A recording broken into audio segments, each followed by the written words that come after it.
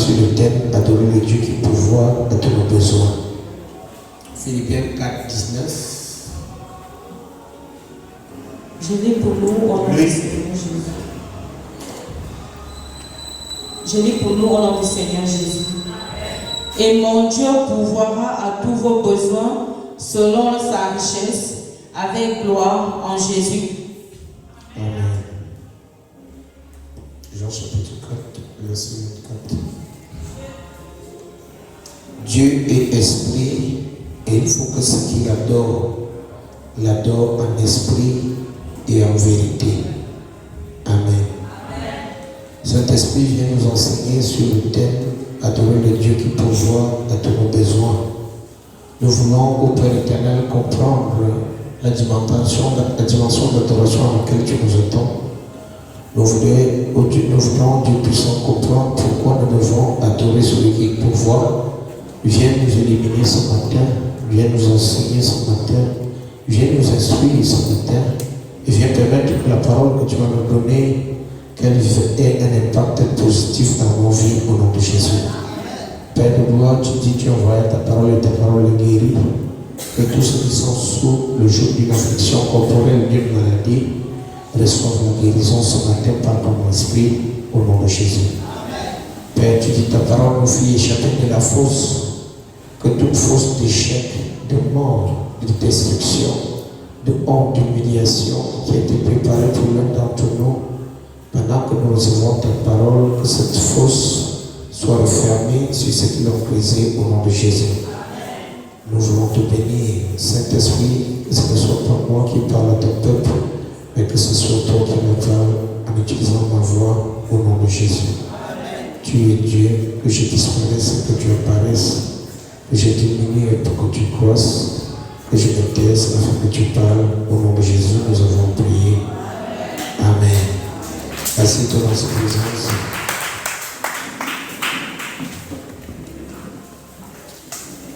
Alléluia. On a dit qu'on parle ce matin sur le thème adorer le Dieu qui pourvoit à tous nos besoins. Nous avons un Dieu qui pourvoit à tous nos besoins. Nous avons un Dieu qui nous donne le désir de nos cœurs, qui assouvit les désirs et les envies que nous avons. Alléluia. Mais aujourd'hui, nous constatons que Dieu a une position reléguée dans chacune de nos vies. On constate que Dieu vient au second plan dans chacune de nos vies. Et même si Dieu ne nous donne pas de l'argent, c'est lui qui nous donne le souffle de vie pour que nous puissions faire tout ce que nous faisons. Et même si Dieu ne nous donne pas de l'argent, c'est lui qui permet que nous puissions déplacer sur les engins, sur les voitures, les motos, sans qu'il y ait un accident, sans qu'il n'y ait pas d'incident. C'est Dieu qui nous protège et nous préserve. Si nous préférons aller à la fête que d'aller à l'église, c'est Dieu qui nous donne la force d'aller à la fête. Et si nous partons de là-bas et que nous rentrons chez nous sans indigestion, c'est encore ce Dieu-là qui nous a préservés. Parce que cette même fête que tu es parti, il y a une personne qui a eu l'indigestion. Alléluia. Ce que nous devons comprendre, c'est que si nous avons la bonne compréhension de ce que Dieu fait dans nos vies, c'est lui qui est la première personne que nous devons adorer sur la terre. Amen. Amen. Ce qui est sûr, c'est que chacun de nous adore quelque chose. Il y en a qui adorent la nourriture, il y en a qui adorent la télé, il y en a qui adorent les téléphones, il y en a qui adorent leur travail, leurs enfants. Il y en a qui adorent Dieu. Et si nous avons une petite sagesse, une petite compréhension de ce que ce Dieu peut faire à notre éveil comme dans notre sommeil, on devrait le mettre en première place dans notre adoration quotidienne. Amen. Alléluia. Amen. Mais malheureusement, heureusement que Dieu le sait, malheureusement pour nous, et heureusement que Dieu le sait, dans le livre de Jérémie chapitre 4, verset 22, il dit certainement mon peuple est fou. Mon peuple est fou. Parce que si on ramène la personne de Dieu, une personne comme ton fils, mais une personne physique comme Paul Biya, vous voyez certaines personnes qui sont presque en train de vénérer ces personnes, que ce soit ton fils, que ce soit Paul Biya. Vénérer, c'est une adoration exagérée, une adoration extrême. Et nous savons que beaucoup de gens adorent notre fils. Beaucoup de gens l'adorent pour bien. Beaucoup de gens adorent les hommes établis. Pourquoi? Parce que certainement, ils tirent une certaine substance de vie de ces personnes. Il y a des gens qui peuvent mourir pour les taux. Et ils peuvent mourir pour les taux parce que les taux est beau, ou parce que les taux a été petit. Mais ils peuvent mourir pour les taux parce que les taux pouvoir à leurs besoins dans leur vie. Quelqu'un avec moi? Quand vous en parlez par exemple d'un petit frère de ton fils qui s'appelle David Eto, Eto lui donne tout. Ne viens pas mal sur ton fils. C'est ton fils qui l'appelle son père. Même du vivant de son père, c'est ton fils qui était son père. Pourquoi? Parce que ton fils, c'est sa source. Et là, c'est incompréhensible. Nous, les enfants de Dieu, qui avons la révélation et la compréhension que Dieu est notre source, nous continuons de mettre Dieu en second de notre adoration. Ça relève de la folie, simplement. Regarde avec moi. Mais ce matin, je veux te ramener à la conscience que Dieu est la personne que tu dois adorer d'abord. Alléluia. Amen. C'est quoi adorer Dieu? C'est reconnaître l'incontournabilité, je ne sais pas si le mot existe, l'incontournabilité d'une personne. Je sais que tu comprends ce que j'ai dit. Quelqu'un me suit? C'est reconnaître la plénitude de ta grâce dans la vie d'une personne. Si je deviens aujourd'hui la personne qui te donne tous les désirs de ton cœur, de façon inconsciente, tu mourras en adoration. Quelqu'un me suit? C'est-à-dire que tu me demandes 10 000 francs, je t'en donne 100 000. Je te donne 100 000. Si tu me demandes 1 million, je te donne 100 millions. Si tu veux voyager, tu vas aller en Éthiopie et te faire le visa pour que tu fasses d'abord le tour du monde, Dubaï, États-Unis, Belgique, avant de venir faire tes choses en Éthiopie. De façon inconsciente, je vais passer pour un Dieu dans ta vie. Qui est d'accord avec moi? Et qui n'est pas d'accord avec moi? C'est ça comme ça que la formation est consciente. Et les sortes que tu vas poser chaque jour, les choses que tu vas faire à mon endroit, seront les choses qui vont révéler que tu m'adores. Tu vas nettoyer mes chaussures, même si je n'ai pas faim, tu vas me faire à manger. Tu vas, quand tu vas parler de moi en bien partout, tu diras à tout le monde que je te fais du bien. Et ça, c'est déjà une adoration que tu élèves à ma personne. Et si nous avons la compréhension que la source de nos vies et la source de nos destinées est en Dieu, alors de façon naturelle, nous devons adorer Dieu. Amen. Alléluia. Amen. Et ce matin, je vais te donner les raisons pour lesquelles tu dois adorer Dieu. Les raisons pour lesquelles Dieu doit être le point d'attraction de ta vie. Point principal. Alléluia. Je veux déjà que tu comprennes que adorer Dieu n'est pas plus une bénédiction pour Dieu que pour toi. Je veux dire qu'adorer Dieu, c'est un privilège pour chacun de nous croyants. Quand tu adores le Créateur, c'est un privilège pour toi. Regarde moi.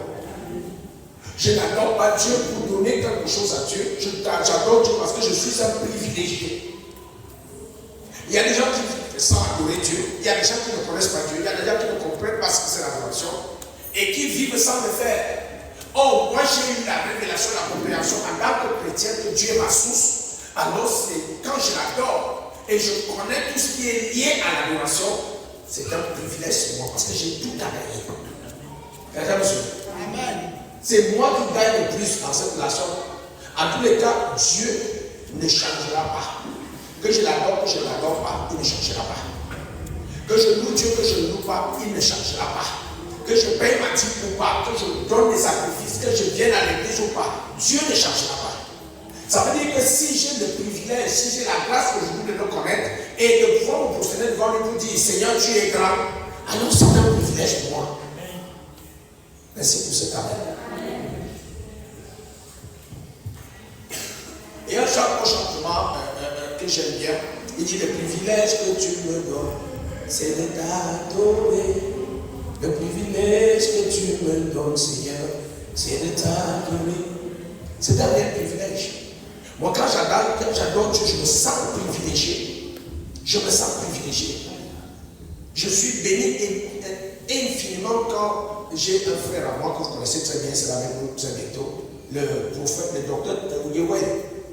Le docteur Yewel m'a toujours dit une chose, c'est que quand tu adores Dieu, mon âme est en ébullition. Amen. Et ça m'a venu, je me sens privilégié, je ne me sens pas grave, mais je me sens privilégié. Si je peux communiquer une telle grâce à un bien-aimé, un serviteur de Dieu, alors je dis Dieu, tu m'as accordé beaucoup de privilèges. Donc chacun d'entre nous doit savoir qu'en tant qu'enfant de Dieu, adorer Dieu est un privilège. Amen.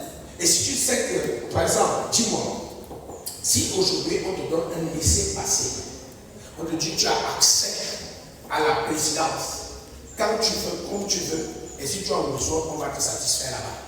On te donne une carte signée des mains du président de la République. Est-ce que tu peux jouer avec cette carte? N'est-ce pas, tu vas la garder précisément et tu vas l'utiliser à bon escient. C'est la même chose avec l'adoration. Quand Dieu nous donne l'adoration, qu'on puisse l'adorer, ça veut dire quoi? Ça veut dire qu'il nous donne un laisser-passer. Souviens-toi que ce qui fait siéger Dieu au milieu de son peuple, c'est quoi? C'est notre louange et notre adoration. Pendant que tu es en train d'adorer Dieu, la présence de Dieu, il vient siéger. Donc c'est un privilège pour toi d'avoir cet acte qu'on appelle adoration. Et si tu ne comprends pas que c'est un privilège pour toi, alors tu es en train de gaspiller une grâce. Quelqu'un me suit? Lève ta main droite. Dis Seigneur Jésus. Je suis reconnu aujourd'hui que je suis privilégié de t'adorer. À partir d'aujourd'hui, donne-moi la grâce d'utiliser l'âme de l'adoration chaque jour, à chaque heure, à chaque instant, pour m'approcher de toi et recevoir mes droits en tant que privilégié. Au nom de Jésus. Alléluia. Amen. Alors, quand on parle d'adoration, ce n'est pas seulement le fait de chanter. L'adoration a beaucoup de dimensions, a beaucoup de niveaux. Ce n'est pas seulement le fait de chanter le privilège que tu me donnes, c'est de t'adorer. Ce n'est pas seulement ça l'adoration. L'adoration, c'est quoi? C'est tout ce qui fait en sorte que Dieu soit honoré. Amen. Tout ce que nous pratiquons qui honore Dieu est une adoration. Amen. Ça veut dire quoi? Ça veut dire que si je trouve un malade couché au bord de la route, je le porte et je l'amène à l'hôpital, je paye tous les soins, je suis en train de donner une adoration au Seigneur. Amen. Parce que je ne le fais pas parce que je suis bon, je sais que je ne suis pas bon. J'ai des problèmes. Et j'ai des gens autour de moi qui sont plus chers que ce malade. Mais je fais ça à cause de Dieu. Je suis en train de faire moi adorer Dieu. Amen. Alléluia. Amen. Quand je peux vivre une vie de consécration à Dieu, je suis en train d'adorer. Alléluia. Amen. Décider de marcher comme Dieu veut, c'est une adoration. Obéir à Dieu est une adoration. On va le voir là tout à l'heure. Je voudrais seulement que nous comprenions que l'adoration, ce n'est pas simplement le fait de chanter. La deuxième chose que je voudrais que tu comprennes ce matin, nous sommes dans le moment de la prospérité. Et beaucoup se limitent aux clés de la prospérité, aux principes qui sont établis pour penser que par ces principes seulement ils vont prospérer. Je veux que tu comprennes une vérité, que tu connais même déjà. Quand quelqu'un n'était pas agréable, il peut te donner, il y a des gens comme ça, moi je suis de cela. Si tu ne m'es pas agréable, tu peux me donner 1 milliard de francs, je te dis que je n'en veux pas. Quelqu'un me suit? Amen. C'est comme ça que tu es aussi. Ou bien tu prends d'abord. Ok. Amen. Amen. Ce que je veux que tu comprennes, Dieu a dit tel nous sommes tel il est. Dieu n'a pas besoin d'argent, mais Dieu n'a besoin de rien. Ça veut dire quoi? Dis-moi, si tu as des milliards et quelqu'un qui n'était pas agréable et te donner 100 000, tu vas voir. Quelqu'un qui n'était pas agréable.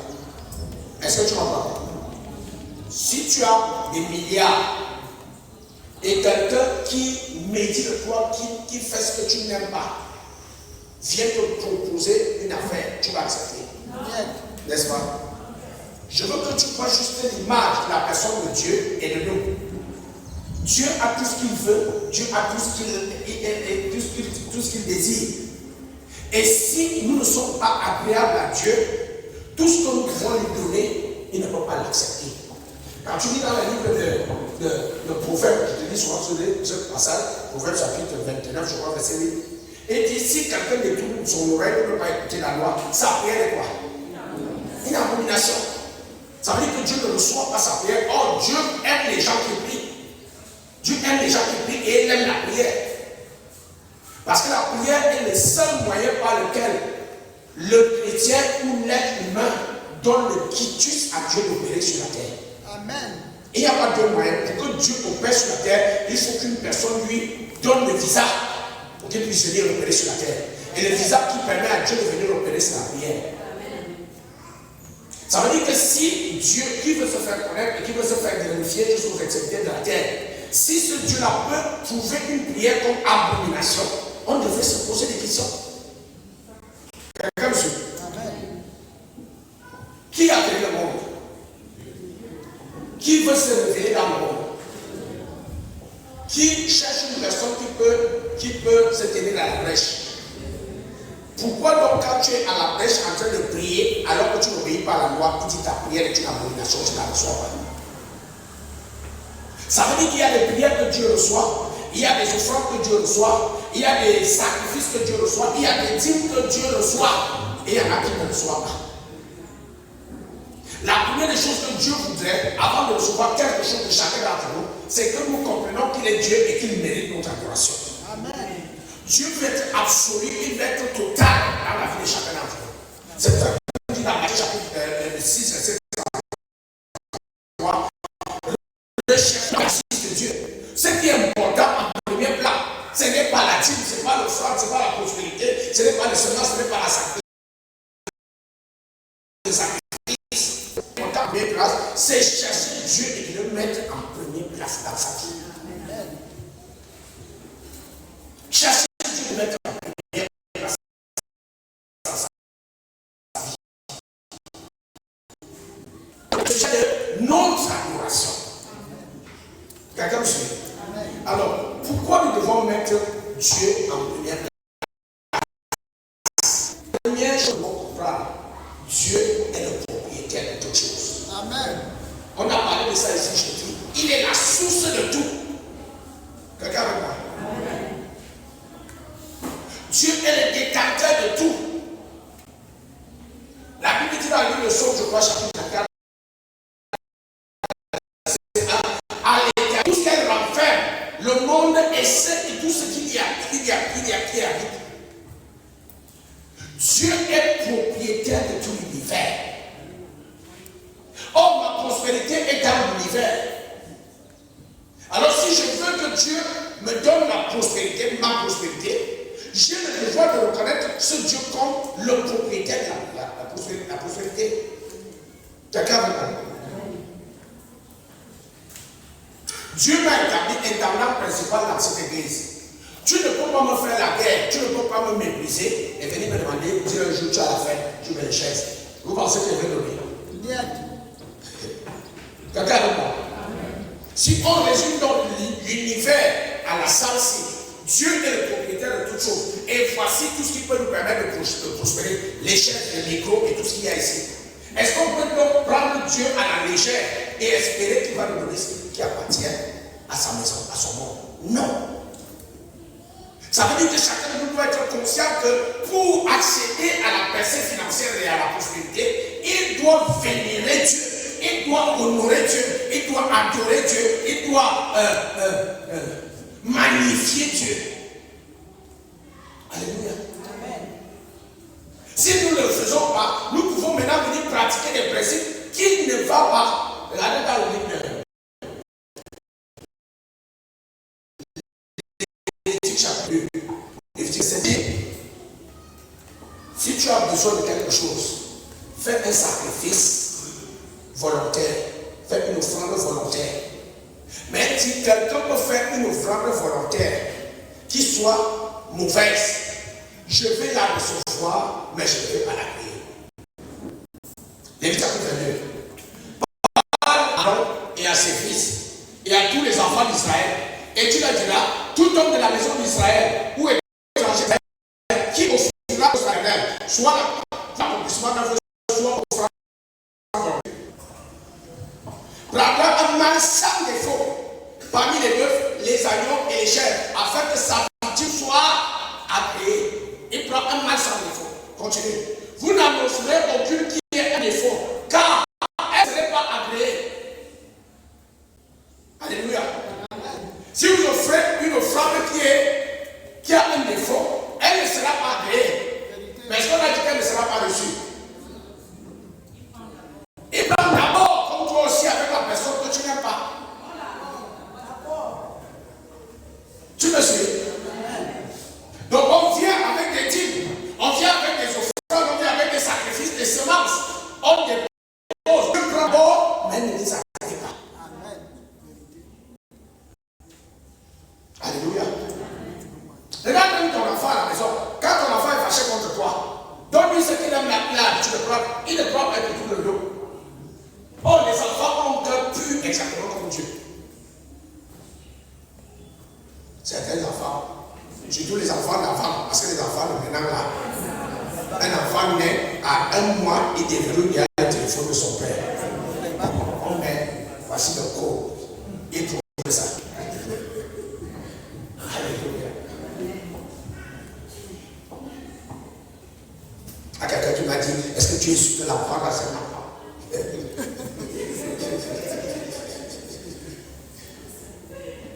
Alléluia. Amen. Dieu a tout. Dieu a tout pour recevoir notre adoration. Quand tu regardes aujourd'hui, regarde la rose. Qui connaît la fleur qu'on appelle la rose? Qui aime bien cette fleur? Pourquoi? Elle est d'abord très belle à voir. Elle a une très belle senteur. N'est-ce pas? Ok, est-ce que la rose est allée un jour à la parfumerie pour acheter sa senteur? Qui lui a donné cette senteur? Est-ce que tu penses que Dieu ne peut pas se donner la senteur de la rose? Il peut. Amen. Tu sais pourquoi il ne te donne pas la senteur de la rose? Regarde une rose qui est plantée quelque part. Tu as déjà fait que tu as vu une rose que Dieu a plantée ici sur la cour. Tu croises la rose là au carrefour. Elle reste là où Dieu l'a mise. Elle fait exactement ce que Dieu a dit qu'elle doit faire. Quelqu'un avec moi? Dieu a tout pour que nous puissions l'arrêter. Vous avez trouvé un chien qui dit j'ai faim. Vous avez trouvé un oiseau qui est maigre. Vous avez vu un oiseau qui est maigre. Vous avez vu? Je parle des oiseaux qui volent là tous les jours. Vous avez vu un qui est maigre, un peu maigre avec un plumage qui est d'un côté? Non. Et comment ces oiseaux, ces animaux font, ces fleurs, ces plantes font pour être toujours en belle forme, en bonne forme, d'une beauté extrême? Parce qu'il y a un Dieu qui veille sur les oiseaux. Amen. Et Dieu n'a jamais fait les oiseaux, n'a jamais fait les animaux, n'a jamais fait les plantes à leur image, à son image, à sa ressemblance. C'est nous les hommes qui a fait en son image, à sa ressemblance. Ça veut dire que Dieu veillerait plus sur les hommes que sur les oiseaux.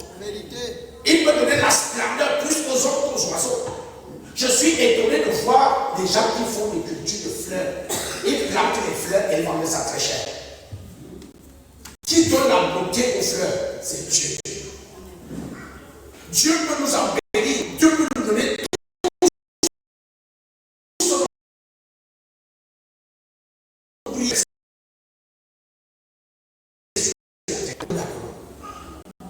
Pourquoi un parent est fâché contre son enfant dans la maison?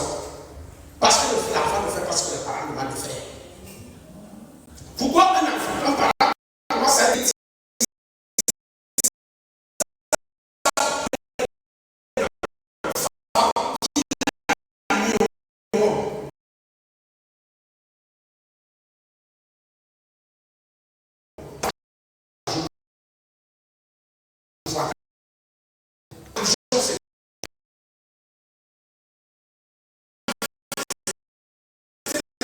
tout ce qu'il nous a envoyé sur terre. Dieu ne nous a pas envoyé pour venir souffrir. Dieu n'a envoyé personne pour venir vivre une vie troublée. Dieu n'a envoyé personne pour venir être limité financièrement, être obligé de demander aux voisins de le soutenir. Aujourd'hui, même les enfants de Dieu partent vers les païens pour demander de l'aide. Dieu ne nous a fait pas faire pour ça.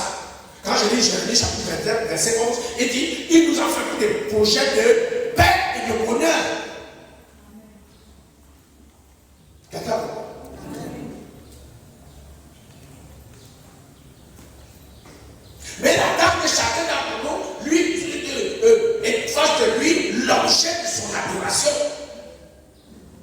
Il dit dans le livre de Proverbes, chapitre 8, verset 17, j'aime ceux qui m'aiment. J'aime ceux qui m'aiment, ça veut dire quoi? J'adore ceux qui m'adorent.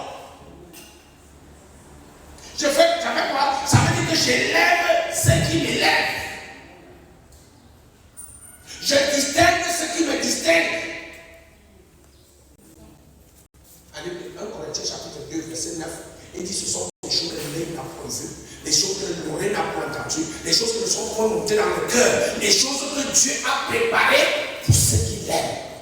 Et il y a une dimension de gloire à laquelle qui est réservée à ceux qui adorent Dieu. Quelqu'un avec moi? Amen.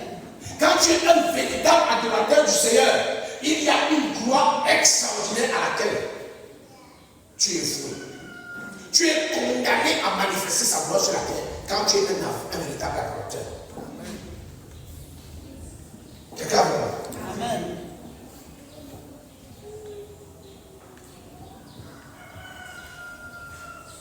Il y a quelqu'un ici, le Seigneur me dit de te dire de purifier ton cœur. Le Seigneur me dit de te dire de purifier ton cœur. Et que tout ce que tu fais, que tu ne le fasses pas pour l'intérêt. Je suis sur le point de t'élever. C'est ce que la voix dit. Je suis sur le point de t'élever. Mais tout ce que tu fais, ne le fais pas parce que tu attends quelque chose. Fais-le par amour pour moi. Fais pas par la connaissance des hommes, par la connaissance d'un tiers. Fais-le par amour pour moi. Et pendant que je suis en train de parler dans le Seigneur, ça répartit dans ton cœur. Tu travailles beaucoup pour Dieu, tu fais beaucoup de grandes choses. Mais le Seigneur attend que tu le fasses, pas pour être reconnu de quelqu'un. Fais simplement pour ce Dieu. Et ce que je vais faire dans ta vie, c'est que je vais t'impartir de mon esprit et le monde saura que tu seras un Dieu vivant. Amen. Amen. Et il y a une dimension de gloire que je prépare pour ceux qui m'adorent. Deviens cet adorateur du grand Dieu. Pourquoi? Parce que Dieu est détenteur de tout. Dieu est propriétaire de tout. Et Dieu n'a besoin de rien. Dieu n'a pas être Dieu glorieux quand tu vas commencer à l'adorer. Souviens-toi déjà qu'il est un Dieu glorieux. Il ne sera pas Dieu des impossibilités quand toi tu vas commencer à l'adorer. Il est déjà Dieu des impossibilités.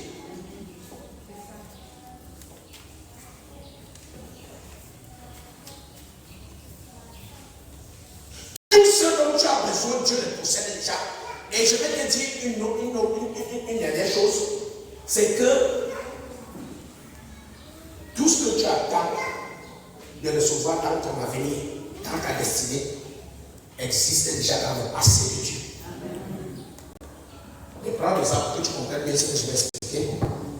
Qui a eu un téléphone ici et qui s'est gâté et il a changé de téléphone? Qui? N'est-ce pas? Presque nous tous, n'est-ce pas? Nous tous, on a déjà eu un téléphone qui s'est gâté et on a un nouveau téléphone. Ça, c'est notre passé. Ça veut dire quoi? Ça veut dire que si quelqu'un vient te dire aujourd'hui que ton téléphone va se gâter, tu vas regarder à ce qui s'est passé dans le passé, tu sauras que mon téléphone s'est cassé dans le passé et j'ai eu un autre. Ça veut dire que s'il prophétise que ton téléphone va se gâter, en regardant le passé, tu sauras que tu auras un autre téléphone. Donc ça, c'est un petit problème. Donc je voudrais que tu comprennes que ce que tu trouves d'extraordinaire, ce que tu recherches dans ta destinée, que ce soit la santé, que ce soit la prospérité, que ce soit les voyages, les mariages, la gloire que tu recherches, c'est dans le passé de Dieu. Et comme toi tu le recherches aujourd'hui comme quelque chose d'incertain, Dieu, lui, il est certain de ce que tu vas recevoir. Quelqu'un me suit?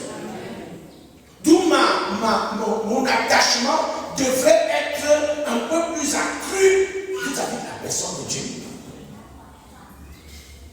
Alléluia. On dit souvent l'adage, chez lui, un adage chez nous qui dit, si tu ne sais pas faire le piquet, regarde l'oreille du chien. Ça veut dire quoi? Ça veut dire qu'elle est référence à tous ceux qui se sont avancés si tu veux réaliser un certain nombre de choses. Or, Dieu s'est déjà avancé et ton avenir est dans son passé.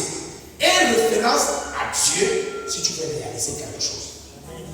Et si tu es certain et confiant que ce Dieu-là est capable de te donner la grâce de réaliser ce que tu veux réaliser, alors il sera l'objet de ton adoration. Quelqu'un a compris? Et quelque part, quand on lit dans la Bible, il dit, nous ne combattons plus pour la victoire, mais nous combattons dans la victoire. Pourquoi? Pourquoi? Parce que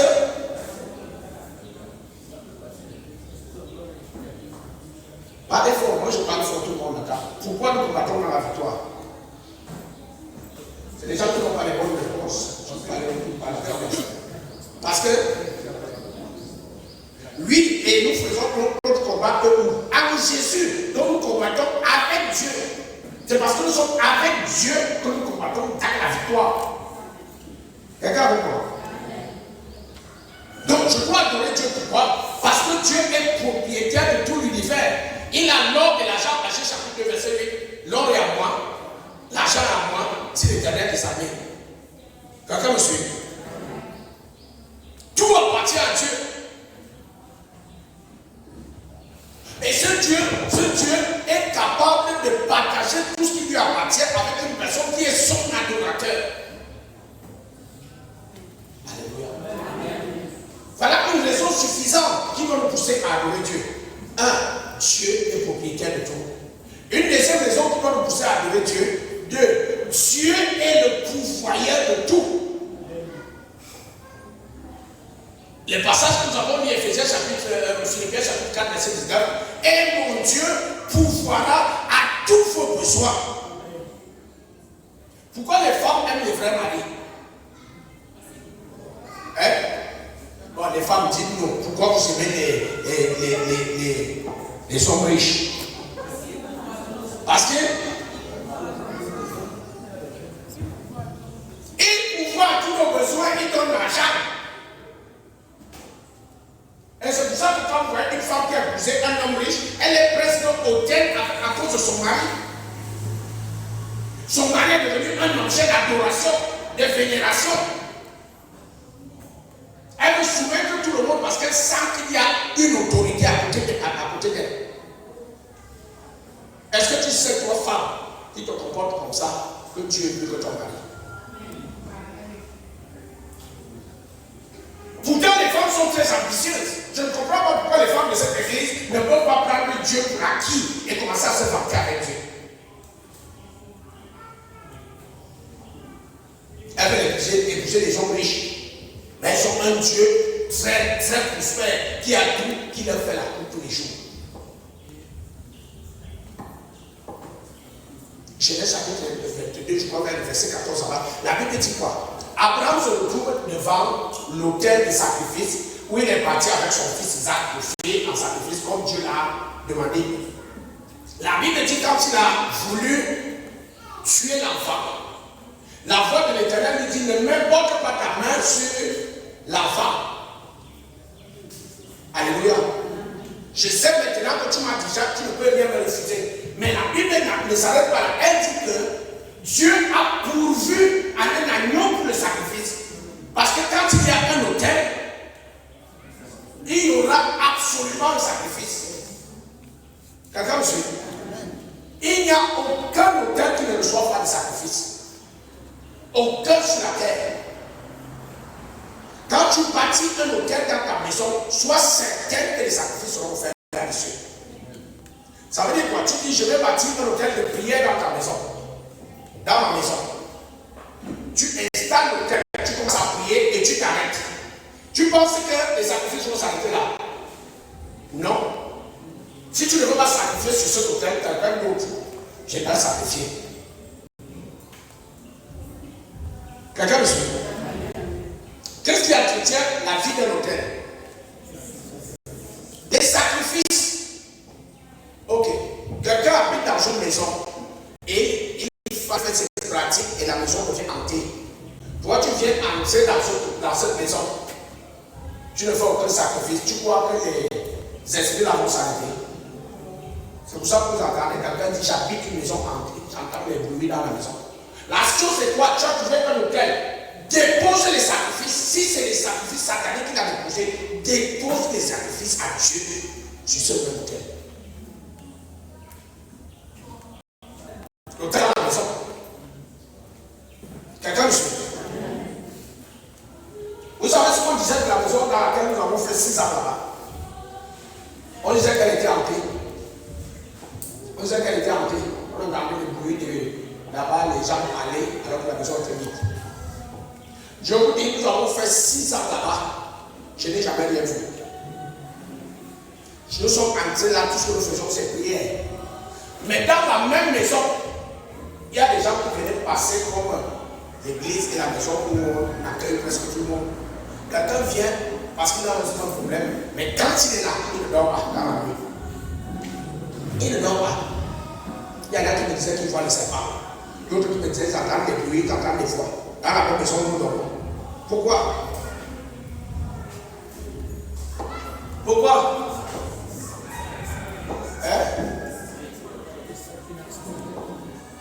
Parce qu'en entrant dans la maison, tu ne te connectes pas à l'autel de la maison. Tu me suis? Et c'est pour ça que vous voyez que beaucoup de gens peuvent venir ici dans cette même église et ne sont pas venus, mais d'autres sont.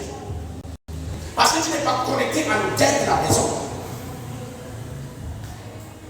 Dans cette église, il y a des gens qui viennent souvent ici, il est toujours très sapé. Il s'assoit ici souvent. Alphonse, le frère Alphonse, vous connaissez. Il s'assoit souvent là. Il est venu il y a 2 ans dans cette église. Et quand il est venu, il n'a pas passé un mois. Il s'est baptisé. Il a pris la grâce ici. Et un jour, pendant qu'on est en train de parler, je lui ai dit qu'il y a ta soeur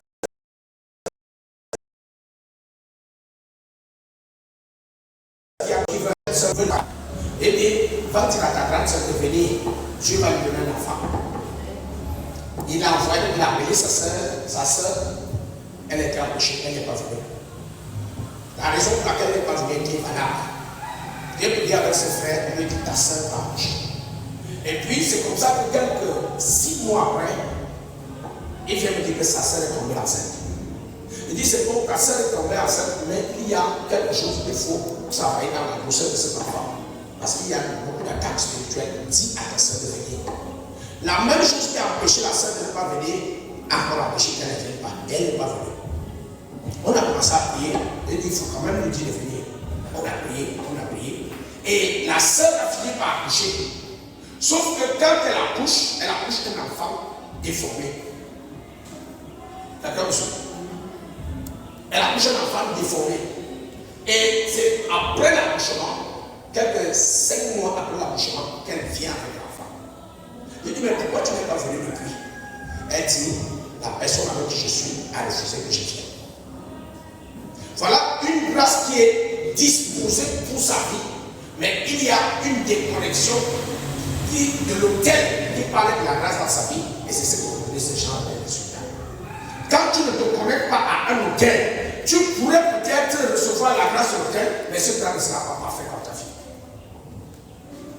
Quelqu'un me suit? C'est après maintenant qu'elle dit je suis venu, l'enfant est souffrant. Elle dit pourquoi tu n'as pas pu venir avant?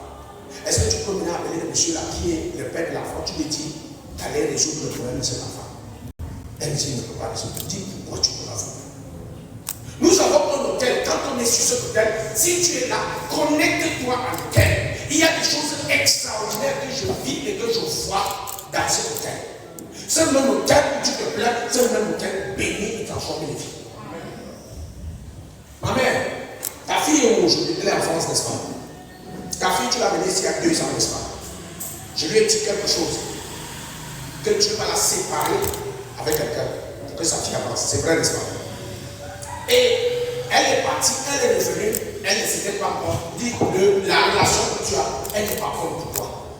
Elle est un blocage que tu dois faire pour t'en séparer. Elle ne l'a pas fait. Elle est revenue plus d'1 an plus tard. Je lui ai dit quoi? Que Dieu va vous séparer, n'est-ce pas? Mais ça va faire mal. Tu te souviens de tout ici? Elle s'est mise à pleurer. Et dit Dieu lui-même va se charger pour séparer. Quand elle rentre, elle fait quelque temps, le monsieur avec qui elle était est tombé malade et est mort.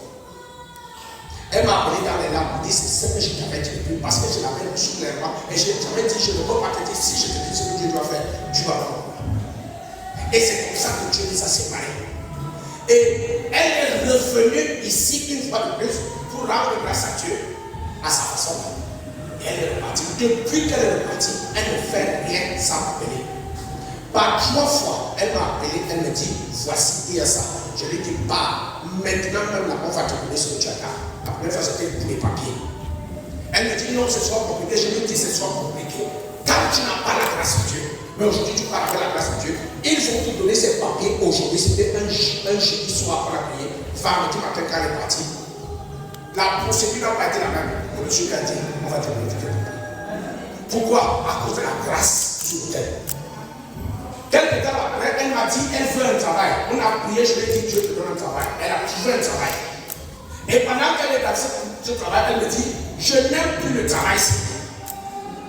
Je n'aime pas le travail. Si je veux un travail, il y a un autre travail qu'on me propose à côté de la rue. Il dit, pas. Elle me dit qu'il y a beaucoup de personnes qui vont prier. Elle dit, maman, on ne prie pas. La grâce de Dieu fait en sorte qu'on te donne ce travail. Je vous dis, elle t'a dit ça. Alléluia. Et elle est partie dans son nouveau travail. Le monsieur qui faisait le recrutement, il a dit, j'ai déjà reçu beaucoup de personnes. Et je vais encore recevoir, j'ai encore 2 dossiers à recevoir. Mais je te dis, il n'y a pas assez de travail. Quelqu'un me suit? Pourquoi? À cause de la connectivité qu'elle a avec l'autel qui parle sur sa vie. Ce que je suis en train de vouloir étendre, c'est que tu comprennes que si tu ne te connectes pas par la foi à une source divine, ta présence autour de l'autel est inutile. Quelqu'un me suit? Tu n'es pas connecté à un autel en vrai. Ta présence dans ce lieu où l'autel réside est inutile. Amen.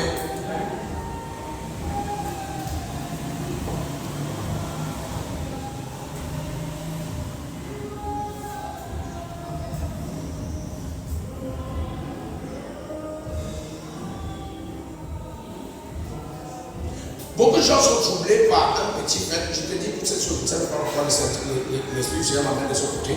Mais je te le dis, c'est important que tu saches. Beaucoup de gens sont troublés par un certain nombre de choses qu'ils voient ou qu'ils entendent dans la vie de ce qu'on appelle les hommes de Dieu. Mais je voudrais que tu le vois dans le mot homme de Dieu. Homme de Dieu, c'est appelé par homme. Dieu. Si je prends mon enfant ou mon petit enfant, on va dire que c'est le petit enfant du pasteur, mais ce n'est pas le pasteur. Quelqu'un me suit? Ça veut dire que mon enfant ou mon petit enfant peut avoir un caractère qui soit différent de moi, mais ça ne change pas que c'est mon enfant ou alors mon petit enfant. Quelqu'un me suit? Et si jamais il y a un problème dans sa vie, je vais me lever exactement comme pour mon enfant ou mon petit enfant.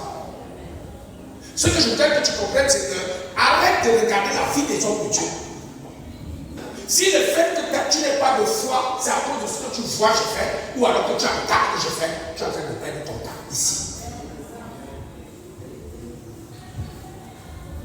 Tu dois savoir que je ne me suis jamais levé un jour pour dire que je vais être pasteur de l'église. Les circonstances et Dieu a arrangé les choses pour que je sois ici devant toi.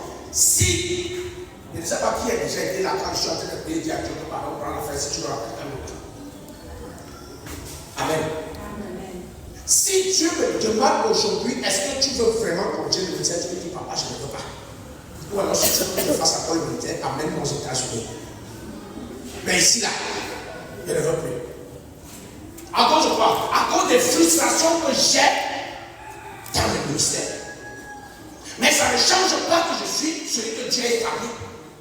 Ça ne change pas que la grâce, Dieu, la Bible dit quoi? Dieu ne se répand pas de ses grâces. Quelqu'un avec moi? Amen. L'apôtre Paul a dit quelque chose dans la parole de Dieu. Je traite sûrement mon cœur, mon corps, afin que moi-même je ne perde pas le salut quand j'aurai communiqué le salut aux autres. Quelqu'un me suit? Et dit, moi-même, je me bats pour garder mon salut. Parce que la grâce en moi permet que le salut entre dans la vie des autres. Ça veut dire qu'en chaque serviteur de Dieu, Dieu a établi une grâce qui peut amener quelqu'un au salut. Et nous sommes dans le mois de la prospérité. C'est qu'il y a quelque chose en moi que tu as mis pour que toi, tu entres dans la prospérité. Et tu ne peux prendre la chose là que si tu as foi en celui qui est devant toi. La Bible dit dans Jean chapitre 14, verset 1. Ne vous inquiétez de rien. Croyez en Dieu et croyez en moi. Qui parle? Qui parle? Jean 14, 1, qui parle? Ce n'est pas Dieu qui parle. À la personne de qui? Jésus. Qui est Jésus? Ok. Jésus est Dieu, n'est-ce pas? Et Jésus est venu sur la terre pour révéler deux dimensions. La pleine dimension de Dieu et la pleine dimension de l'homme.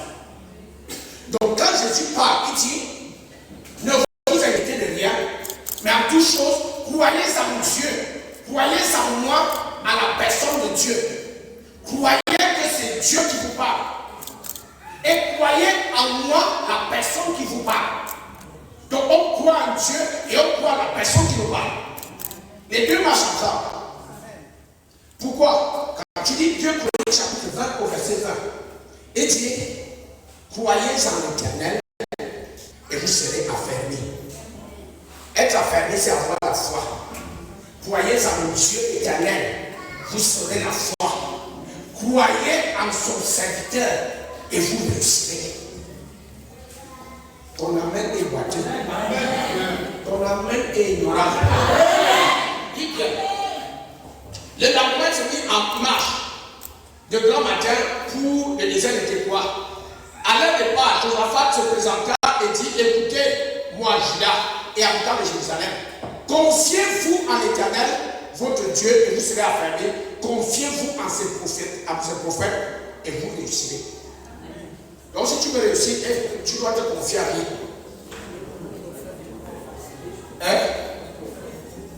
Au prophète de Dieu. Quelqu'un avec moi? Et puis si tu te confies, se confier c'est quoi? Faire confiance c'est quoi? Avoir foi. Avoir foi. Sont des petites réflexions humaines. Et je peux te dire une vérité, si quelqu'un n'est pas animé par l'Esprit de Dieu, il ne peut pas faire et te dire tout ce que je fais te dire. C'est l'Esprit de Dieu en moi qui fait le travail. Allez voir mon registre aujourd'hui, ce matin, vous allez voir tout ce que j'ai préparé à partager. Ça, c'est l'homme qui a préparé. Et ce que je vous dis n'a rien à voir avec ce que j'ai préparé. C'est l'Esprit de Dieu qui nous conduit dans cette. Pourquoi? Parce que Dieu veut élever notre foi en la personne qu'il a placée devant nous. Quelqu'un veut. Mais nous, Exode au chapitre 7, verset 1. Exode chapitre 7, verset 1. L'Éternel dit à Moïse, vois, je te fais Dieu pour Pharaon. Je te fais Dieu pour Pharaon. Qui est Pharaon? C'est qui Pharaon, le roi d'Égypte, qui fait quoi? C'est l'oppresseur. C'est celui qui amène les problèmes dans la vie des enfants de Dieu, des peuples d'Israël. Il dit à Pharaon, je te fais Dieu pour tes oppresseurs. Il dit à Moïse, je te fais Dieu pour les oppresseurs de mon peuple. Je te fais Dieu pour ceux qui causent les problèmes, les sorciers et les maudits qui recherchent la perte de mon église. Quelqu'un avec moi? Amen. Comprends ça, s'il te plaît. Regarde dans le livre de Job, Job le chapitre 3. Tu descends vers le verset 17-18 par là.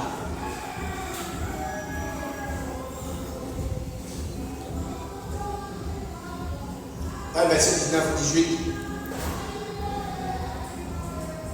19. Par la douleur aussi, l'homme est repris sur sa couche. La douleur aussi, c'est la maladie.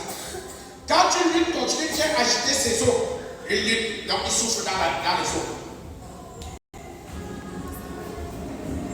Alors il prend un égout de pain, même les animaux les plus petits, il a perdu l'appétit. Continue.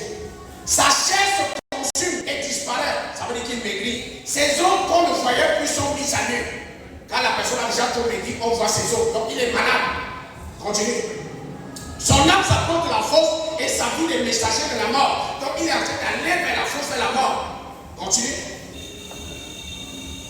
Et il dit maintenant, merci se trouve pour lui un des anges intercesseurs, un d'entre les 1000 qui annonce la voie qui doit suivre. Le Dieu que nous annonçons ici, la voie qui doit suivre. La Bible dit s'il y a un ange intercesseur, un ange c'est celui qui est établi sur un autel. Les 7 églises, les 7 églises. L'ange est celui qui est établi sur l'autel de l'église. Et que si il intercède pour lui, allons-y.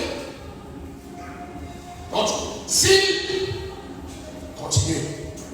S'il y a cet ange intercesseur, Dieu a compassion de lui et dit à l'ange, délivre-le. Il dit à l'ange, délivre-le.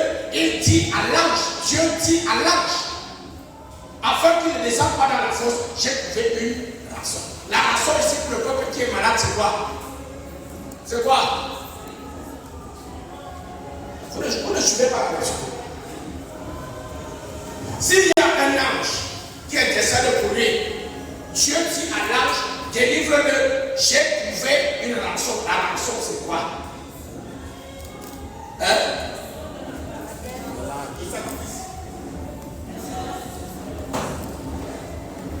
Je vous dis la vie, je vais vous remettre au coin matin. Tout le monde ici, on va chercher un professeur qui va nous faire les cours tous les dimanches, 1 heure au coin matin. Relis le verset précédent avant le dernier.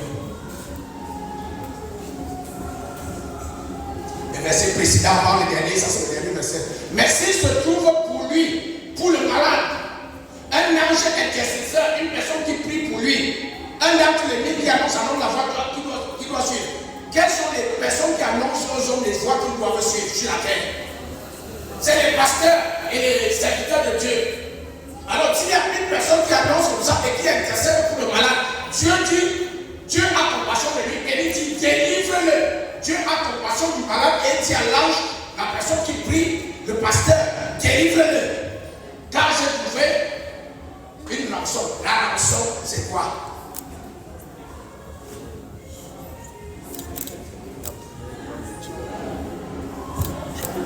Si vous ne trouvez pas, le culte s'arrête. J'ai trouvé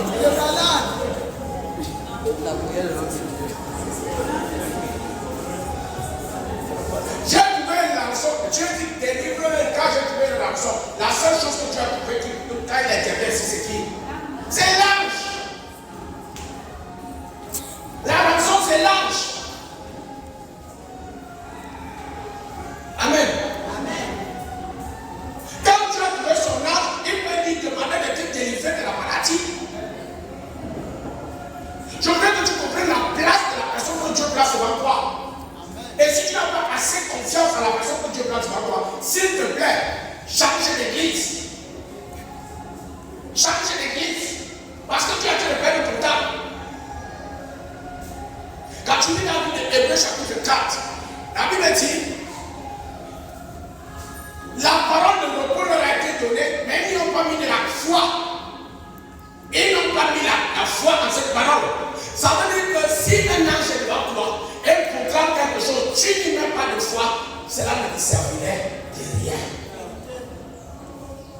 Hébreux chapitre 4. Cette bonne nouvelle nous a été annoncée aussi bien qu'à eux. Mais la parole qui leur fut annoncée ne leur servit de rien parce qu'elle ne provoque pas de la foi chez ceux qui l'entendent. Quand tu viens ici, tu viens écouter la voix de qui? La voix de Dieu travaille de ma voix. Donc, en temps normal, toi qui ne sais pas ma relation avec Dieu, tu vas dire c'est la voix du pasteur. Quelqu'un avec moi? Il dit si tu ne mets pas la foi dans la parole qu'il te donne, la parole qu'il te donne ne te servira de rien. Et c'est pour ça que vous voyez, on passe le temps, on vient, on reçoit des paroles ici qui ne nous servent à rien, qui ne s'accomplissent pas, qui n'aboutissent pas parce qu'on n'a pas de la foi. La foi, c'est quoi? La ferme naturel de ce qu'on espère. Alléluia. Si je te dis jeûne un jour, ah papa, je n'ai vraiment pas pu jeûner, tu n'as pas foi dans ma parole. Et quand ça ne se passe pas, ne m'accuse pas. Alléluia.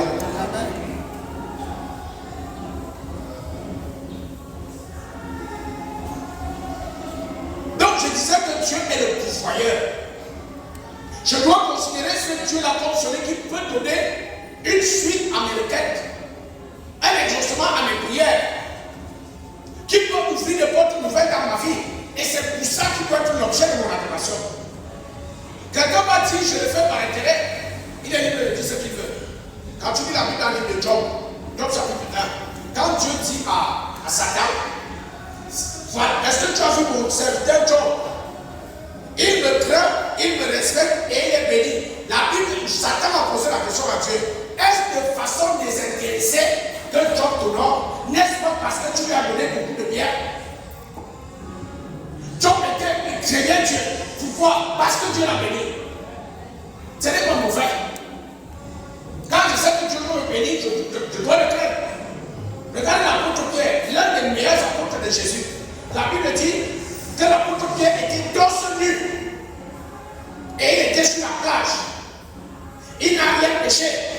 Mais sur la parole de Jésus, il a pris 150 pour ce poisson. Quand il est venu, la Bible dit qu'il s'est vêtu. La nudité représente quoi? Le péché. Il marchait dans le péché. Et la Bible dit qu'il s'est prosterné devant le Seigneur. Il dit à Dieu, retire-toi de moi. Je ne suis pas digne d'être à côté de toi. Qu'est-ce qu'il a fait? Il s'est réparti. Et qu'est-ce qui était l'objet de la repentance, le sujet de la repentance de Pierre? Bénédiction. La bénédiction. Donc que quelqu'un dise que tu es intéressé en adorant Dieu, c'est son problème. Tu n'es pas le premier.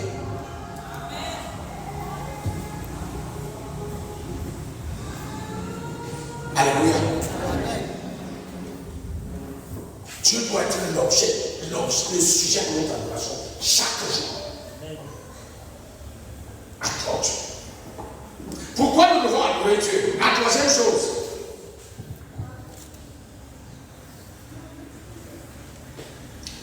Nous adorons Dieu. Nous devons adorer Dieu parce que Dieu connaît nos besoins avant même que nous les mentionnons. Dieu connaît tout ce dont nous avons besoin. C'est pour ça qu'il dit dans le livre de Matthieu, pourquoi chapitre 6, il dit ne te casse pas, ne t'avoue pas, ne t'évertue pas à raconter que tu as besoin de ci, de ça. Matthieu chapitre 6, je crois, verset 6, 7, 8 par là. Quand vous priez, ne multipliez pas de vaines paroles, car votre Père sait de quoi vous avez besoin. Venez dire à Dieu, je veux l'argent. Venez dire à Dieu, je veux me marier, je veux l'onction, je veux ceci. C'est une perte de temps, c'est le bavardage inutile. Et c'est à ça que les hommes se livrent aujourd'hui. Regardez bien nos enfants qui viennent de naître et qui ne parlent pas encore. Ils ont des actes qu'ils ont fait. Ils nous ont des actes qui sont malades. Ils nous ont déjà demandé que comme nous sommes malades, amène-nous à l'hôpital. N'est-ce pas, c'est nous-mêmes qui nous cassons. Deviens comme un bébé obéissant qui se jette dans les bras de son père. Et Dieu va réfléchir à ta place. Dans le livre d'Ésaïe au chapitre 64, la Bible dit, avant que tu ne m'invoques, j'ai déjà répondu. Avant que tu n'aies fini de parler, je t'ai déjà exaucé. Je vous assure que toutes ces prières que nous faisons tous les jours, Seigneur, je veux, c'est pour satisfaire notre petite intelligence. Parce que c'est nous-mêmes qui regardons ce que nous faisons. Même ton voisin n'entend pas. Tu demandes le milliard, il demande le mariage. Il est concentré sur ses voitures, toi tu es concentré sur ton nom. Personne ne suit l'autre. Donc chacun de nous entend nous-mêmes ce qu'il dit. Et on se sent satisfait. Oui, j'ai prié, tu n'as pas prié. Tu as invoqué Dieu. Et quand tu lis dans le livre de Jérémie, chapitre 29, au verset 12, et il dit, vous m'invoquerez et vous partirez. Vous finissez d'invoquer, vous partirez. Je ne vais pas répondre. C'est quand vous allez me prier, donc demander selon ma volonté, que moi Dieu je vais vous exaucer. Et la volonté de Dieu c'est quoi? Qu'on prie avec quoi? Hein?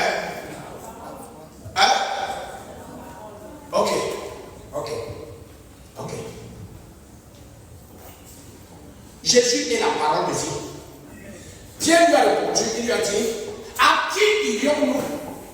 Tu as les paroles de la vie. Ça veut dire que si nous devons prier avec la parole de Dieu, Jésus ne nous disait qu'attendre, parce qu'il nous a déjà donné la parole. Je vous dis encore, la spiritualité a des niveaux. Et nous demander de prier en fonction de la parole de Dieu, c'est pour notre petite satisfaction émotionnelle nous-mêmes.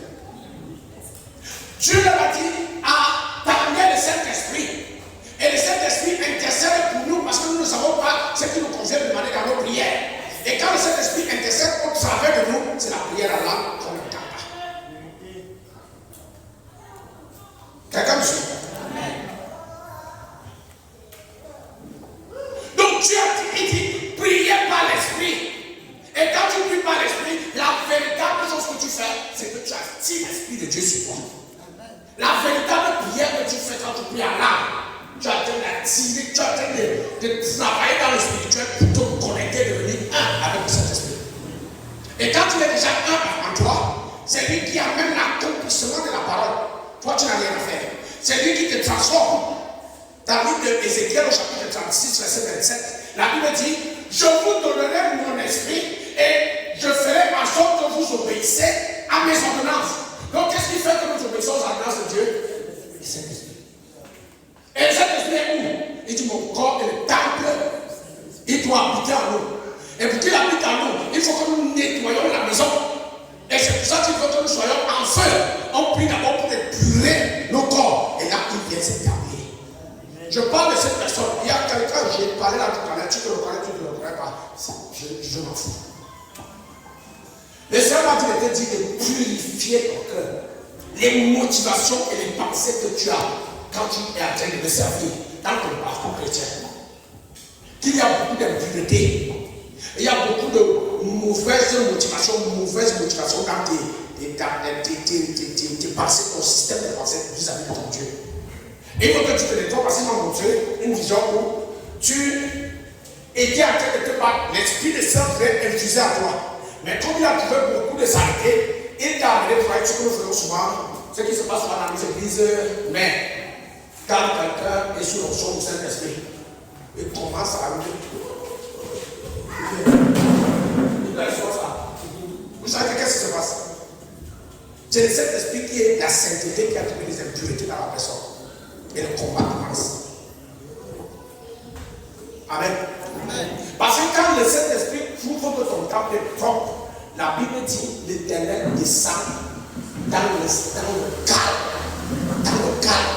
Il infuse en toi, tu ne sens même pas que tu es déjà là. Alléluia. Donc il faut que tu sois purifié à l'intérieur de toi. Purifie-toi. Purifie surtout tes motivations, ton système de pensée, les raisons pour lesquelles tu fais ce que tu fais. Nettoie-les. Nettoie-les. Il va dire qu'il va te nourrir, il va te distinguer au milieu de ton assemblée. Amen. Tu dis Amen, tu dis pas Amen. Alléluia. Dieu connaît nos besoins. Il connaît tout ce dont nous avons besoin. C'est pour ça que nous devons l'adorer. Amen. Amen.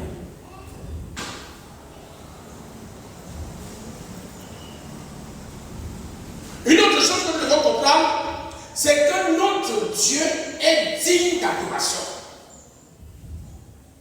Pourquoi nous devons adorer Dieu? Parce que ce Dieu est digne d'adoration. Même Apocalypse, chapitre 11, je crois, chapitre 4, verset 11 ou 12. 11. On commence à 11. On va voir s'il y a le verset 11 et le verset 12. Apocalypse 4. Maintenant le verset 11. Tu es digne, notre Seigneur et notre Dieu, de recevoir la gloire et l'honneur et la puissance. Car tu as créé toutes choses. Et ce n'est pas ta volonté qu'elles existent et qu'elles ont été créées. Tu es digne de recevoir notre adoration. Lui, ça le dit. En tant qu'enfant de Dieu, je peux te dire avec certitude, si tu accordes de la grâce qui venait, qui adore les hommes, qui qu'ils soient, ton mari, ton fiancé, ton père, ton enfant, tu es en train de faire une abomination. C'est un Dieu extrêmement jaloux. Néhémie, je crois, chapitre 1, verset 5. Je crois. Il est redoutable. D'une jalousie extrême. Ça veut dire que si Dieu voit que tu lui es utile et tu donnes l'adoration qui lui est due à une autre personne, il va faire une hécatombe. Il va de Dieu. Il va soit t'enlever pour dire que je suis fâché de toi, soit enlever l'objet de ton adoration. C'est comme ça que certains hommes ont tué leurs femmes. C'est comme ça que certaines mamans ont tué leurs enfants parce qu'elles adorent les enfants. Et le Dieu jaloux s'est levé et dit, personne ne prendra ma gloire. Dans le livre d'Esaïe, il dit, je ne partagerai pas ma gloire. Donc fais attention à l'objet de ton adoration. Si l'objet de ton adoration devient ta voiture, je te dis la vérité, la panne qui peut entrer dans la voiture là. Et tu crois que qui a mis la panne? C'est le diable. Ou bien parce que tu roules mal. C'est Dieu qui a envoyé les âmes. Moi, une panne là-bas, que pour dépanner ça, il faut seulement un mécanicien du ciel qui descend sur la terre. Amen. Ne joue pas avec l'adoration qui est due à l'éternel. Si ton objet d'adoration devient ton travail, parce qu'en fait, ce qui occupe notre cœur est le sujet de notre adoration. Si ton travail commence à t'éloigner de Dieu, faites très attention. Faites très attention. Et c'est pour ça que vous voyez que certaines personnes, du jour au lendemain, leur activité devient un fiasco. Parce que l'activité t'a éloigné de Dieu. Or, Dieu, c'est lui qui donne la capacité d'acquérir des richesses. Et quand il voit que tu as déjà perdu, il trouve un moyen pour se rattraper. Tu vas voir. Tu vas résister au premier jour, la première semaine, la première année. Quand la fin là va durer 3 ans, 4 ans, personne ne va te dire de rentrer au service à l'église. Je vais chanter comme un enfant. Tu marches sur la route, les nez en l'air et les cheveux au vent. Me voici, Seigneur, me voici comme un enfant. Tu vas nous raconter comment je suis le fils prodige. En fait, l'histoire là, c'est moi. Seigneur, me voici le fils prodige. Donc maintenant que ça commence à se gâter dans tout service. Je vous dis la vérité, le diable est à 5% responsable de nos déboires. 5%, ça pourrait même être beaucoup. 5. Amen. Amen. Qui est le diable? Le diable est le soldat de Dieu envoyé pour punir les désobéissants. Je peux le dire ça. Parce que le diable va venir l'histoire qu'on appelle le VIH. Mais le VIH ne va pas te trouver quand tu es dans ta sainteté, dans ta fidélité. C'est quand tu veux te dérouter pour Dieu a dit l'homme et la femme deviendront une seule chair. Tu veux séparer cette femme pour donner l'autre. C'est là où Dieu appelle son soldat. Satan, tu as vu? À l'attaque. À l'attaque.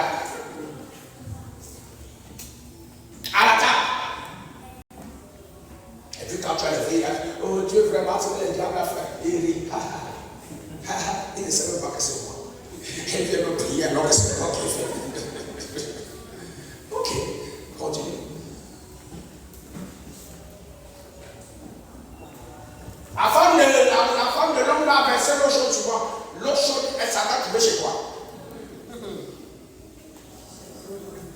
Tu es au restaurant avec qui? Va au restaurant avec ton frère, elle vient verser l'eau chez toi. Tu vas voir ce que ton frère va lui faire. Va maintenant au restaurant avec son mari, elle verse l'eau chez toi. Tu vas voir ce que son mari va te faire. Il va t'ignorer. Parce qu'il t'a dit au départ que je suis marié. Tu as dit, il a dit, mangez le corbeau, ne mangez le pain du corbeau, mais ne mangez pas le corbeau. Moi, je voulais seulement manger le pain du corbeau. Voilà l'eau chaude. Écoute-moi, le diable ne t'attaquera pas si tu n'es pas dans les voies de rébellion et de désobéissance à Dieu. Quelqu'un peut me poser la question de savoir, est-ce que Job était dans les voies de rébellion et de désobéissance à Dieu? Hein? Non. Non. Non. Non. Même Job, on va voir ça dans la Bible. Même Job. Non, pas 28. Mais Job, chapitre 1. Je vais te montrer deux choses. Job chapitre 1, le verset. Je sais le verset où il dit quand les enfants de Job finissaient de faire la fête, c'est ce que Job faisait. Et il disait quoi? Job allait offrir des sacrifices disant peut-être. Dis à moi peut-être. Tu as vu le verset?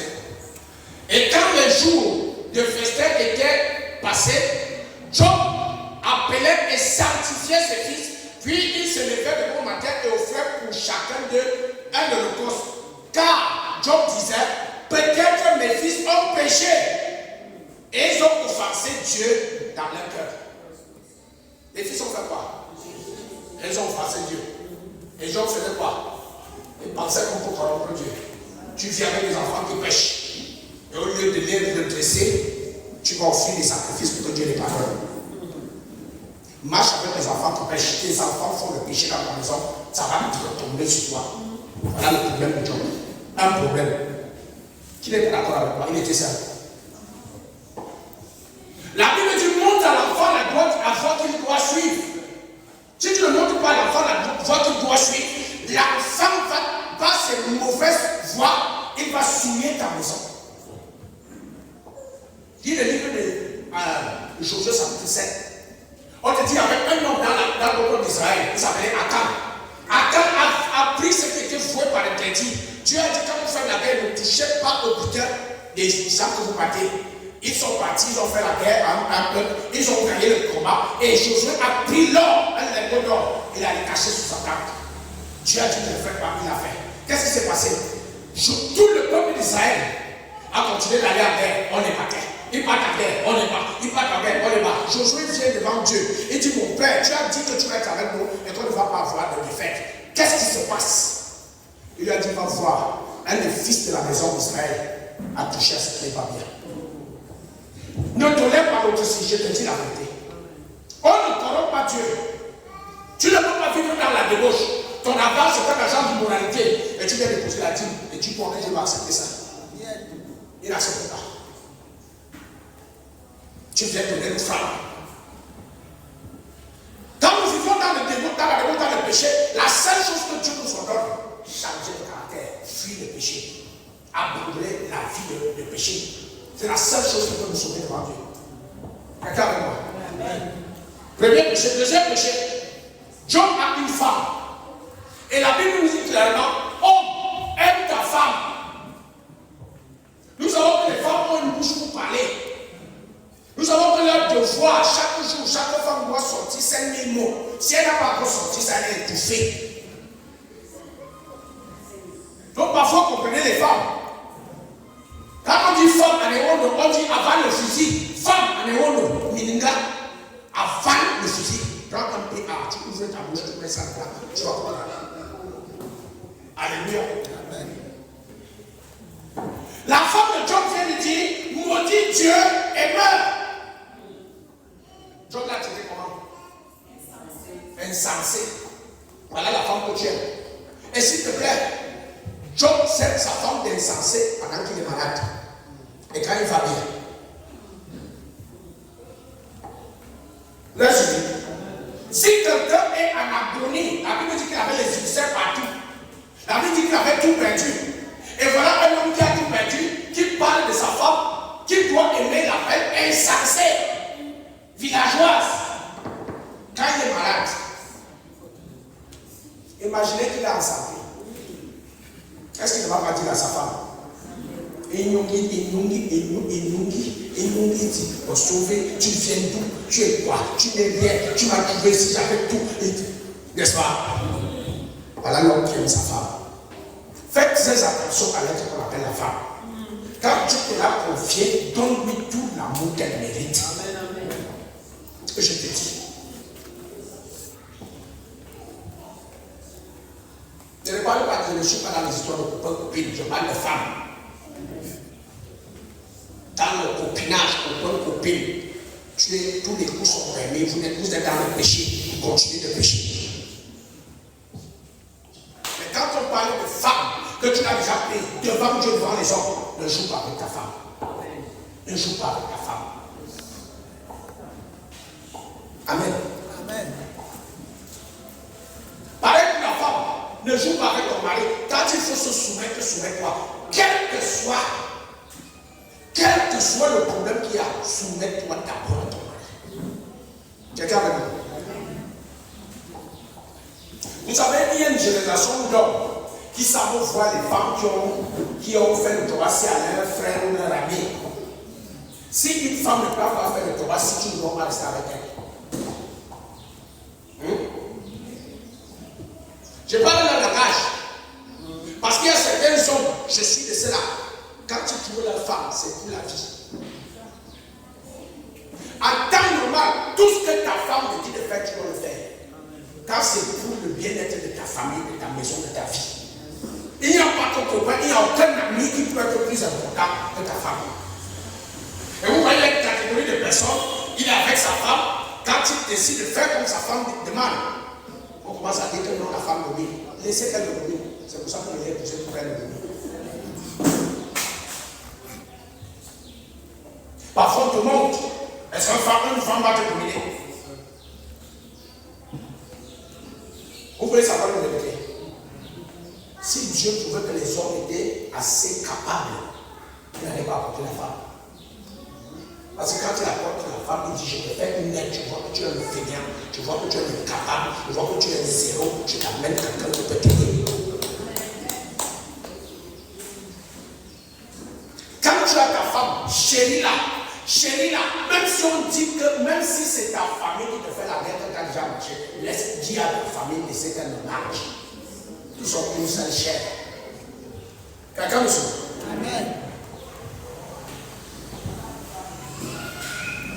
La vie, si on n'a pas de bouillon dans la vie, et Dieu n'est pas fou d'amener un être à côté de toi. La Bible dit que toutes les familles de la terre sont nées, viennent tirent le nom du Père. Et tirent le nom du Père. Toutes les familles de la terre. Ça veut dire que si tu vois un homme et une femme marcher ensemble, qu'ils soient mariés à l'église ou pas, tant qu'ils sont déjà mariés, que ce soit traditionnel, que ce soit à l'église, Dieu l'a parlé. Amen, amen. Quelqu'un va demander s'il n'y a pas de faux mariage. Est-ce que je dois te dire qu'il n'y a pas de faux mariage?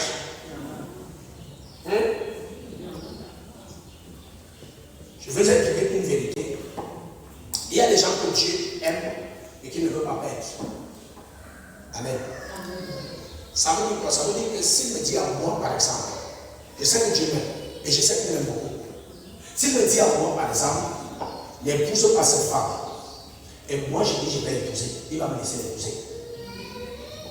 Il va me laisser l'épouser. Amen. Amen. Au pire des cas, il peut tuer la femme, pas moi.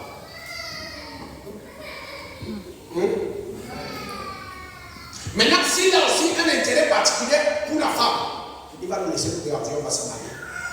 Et c'est dans le mariage qu'on va comprendre la prophétie qui nous disait qu'on ne se marie. Quelqu'un me suit? Amen. Maintenant, si Dieu ne veut pas une union entre deux personnes, il peut faire comme il a fait avec la fille de la fille. Il peut décider d'amener la personne qui est utile. Il dit, ok, viens t'asseoir ici à côté de moi. On laisse que les gens la continuer sur la terre. Tu comprends? Ça veut dire que si Dieu l'a déjà permis, c'est soit parce que c'est le mariage qu'il fallait, soit parce que vous donnez une leçon à quelqu'un qui s'est élevé dans le mariage. Et quand le problème commence, je vous dis avec authenticité, si tu es enfant de Dieu avec l'esprit de Dieu, et que tu épouses une femme que tu n'aimes pas, tu ne seras pas surpris quand le problème commence. Une femme que Dieu, quand tu ne veux pas épouser, tu ne seras pas surpris quand ça va se passer. Parce que tu sauras que Dieu t'a avisé avant. Alléluia.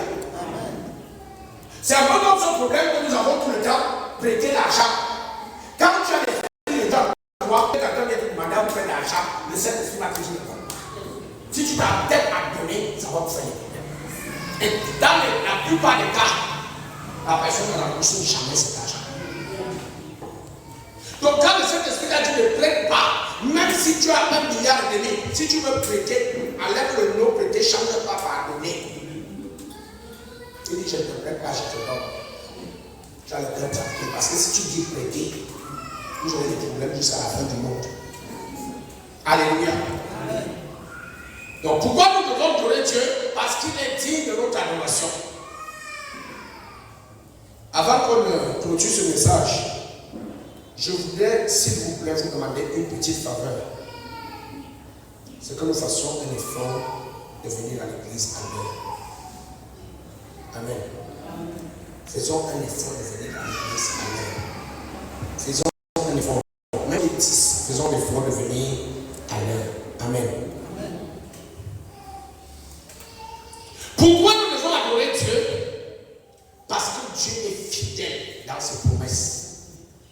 Dieu est un Dieu fidèle. Quand il a promis, il va le faire. Quelqu'un avec moi?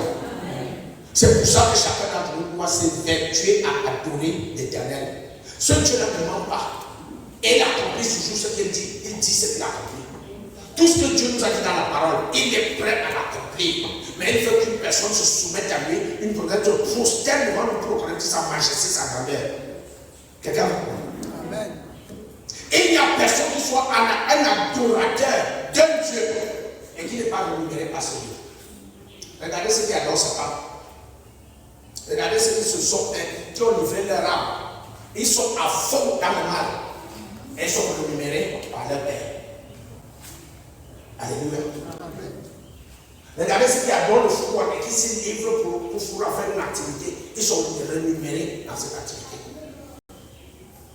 Nous aussi, on doit adorer notre Père. Je voudrais même déjà dire que chacun de nous, en fait, de son Père, doit vénérer son Père au point où il peut se tenir devant les assises de sa famille. Dis-nous chaque que Dieu est mon créateur et mon Père. Je dépends de Dieu, j'attends de Dieu, je vis pour Dieu. Je sers Dieu. Amen.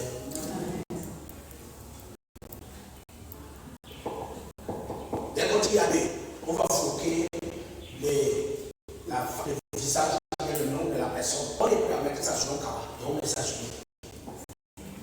On dit mariage, on est prêt à mettre on met ça ici. On met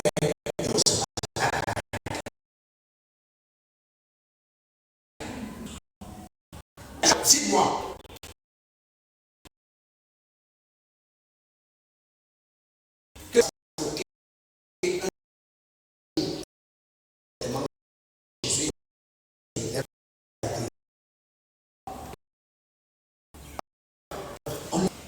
Parce qu'on néglige notre Dieu.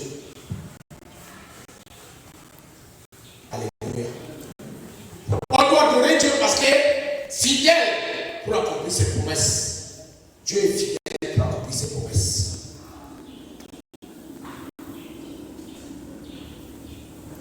Dans le Nombre chapitre 23, verset 19, il dit Dieu n'est pas un homme pour mentir, ni fils d'un homme pour se répartir. Ce qu'il a dit ne l'accomplirait-il pas? Dieu accomplit ce qu'il dit. Et si je sais que Dieu a dit que je serai la tête et non la queue, je serai en haut et non en bas, qu'il ordonnera la bénédiction dessus, il est mon berger, je ne manquerai de rien, alors je fais entière adoration avec ce Dieu parce que je sais qu'il va réaliser toutes ces choses dans ma vie. Amen. On ne se fait pas une faveur à Dieu en Dieu. On ne fait pas faveur à Dieu à chanter dans l'assemblée pour Dieu. On ne fait juste que nous sommes des adorateurs de notre Créateur. Alléluia.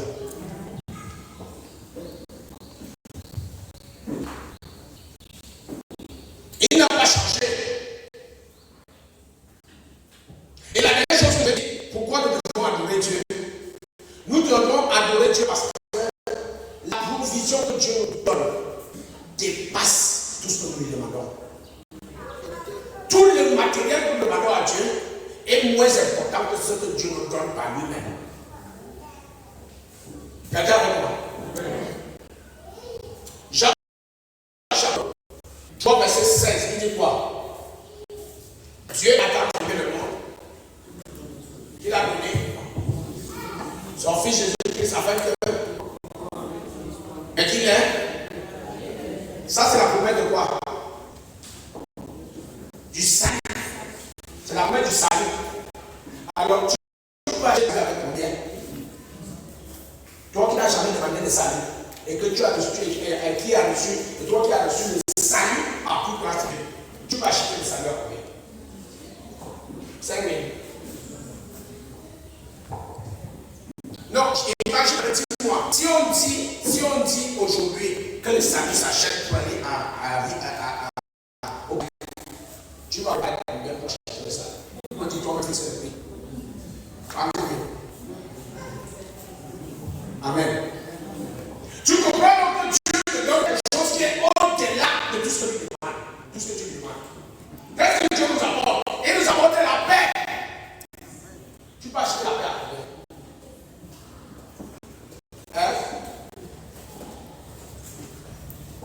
Jean chapitre 14, verset 27, il dit, je vous donne ma paix, je vous laisse ma paix. Je vous donne la paix, je vous laisse ma paix. Tu n'as aucun prix. Il n'y a aucun prix pour acheter la paix. Il n'y a aucun prix pour acheter la paix. C'est ça que tu vois. Tout ce que la paix, libre à toi de dire qu'on est riche. La paix ne s'achète pas. La paix se conçoit. Elle se conçoit. Conçoit toi-même ta paix. Et je dis souvent à certaines personnes qui sont troublées et embêtées par les gens qui habitent chez eux. Tu fais une esclave. Quelqu'un habite chez toi qui t'enlève la paix. Tu es là tous les jours, tu prends ABC te guette, les mots de tête, hypertension, tout ça te guette. Et tu es toujours là avec la personne. Regardez pas l'histoire de l'homme Abraham, le père de la foi, l'ami de Dieu. Il marche avec son neveu. Lui et son neveu n'avaient aucun problème. Mais les serviteurs de son neveu et ses serviteurs ont commencé à faire des problèmes. Dieu a dit, qui est la porte de Dieu, c'est pareil ça.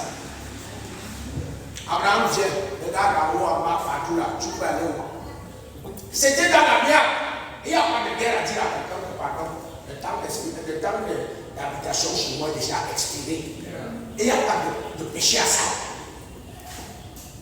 Il y va de ta paix. Je dis souvent à certaines personnes qui veulent vivre ensemble alors qu'ils vivent ensemble.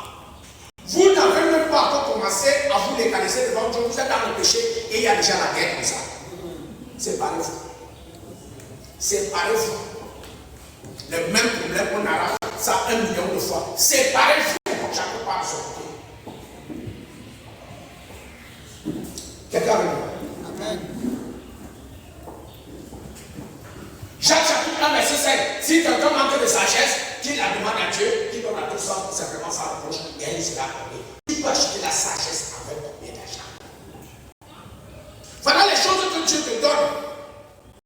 Tu vois que tout ce que Dieu te donne là est plus important que tout le matériel que tu cherches. Qu'est-ce qu'il donne? Je suis malade.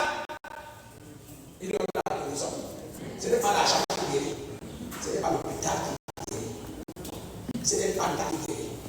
Si l'hôpital guérissait, Omar Bongo ne serait pas mort. Si l'hôpital guérissait, l'argent guérissait, Michael Jackson ne serait pas mort. Si tout ça guérissait, qui d'autre? Il ne serait pas tous morts. C'est Dieu qui guérit. L'hôpital fait des soins, mais c'est Dieu qui guérit. Voilà les choses que Dieu nous donne. Qu'est-ce qui explique que 2 enfants naissent? Regardez Belaga. Vous voyez ce garçon? Regardez un peu, il est physiquement assis. Il n'a pas fait la boxe. Son grand frère est pareil. Comment il s'appelle encore? Comment il s'appelle? Non, celui qui vient ici. Julien. Je ne connais pas le nom là. Et Cassie. Et ils sont tous, tu as l'impression qu'ils ont fait judo. Qu'est-ce qui explique qu'ils naissent exactement comme nous? Ils mangent les mêmes nourritures que nous mangeons. Mais ils sont forts. Ils sont physiquement établis. Et il y en a ici, dès que tu souffles sur les tombes. C'est Dieu qui donne la force. Tu vois quelqu'un qui est fort. Nani n'a pas travaillé pour que d'autres. Il n'était pas le plus fort. La Bible, l'histoire dit quoi? Il portait les sables. Je connais beaucoup de mes cousins qui ont porté les sables dans les eaux. Donc, ils ne sont jamais arrivés à Yaoundé, ils sont toujours au village.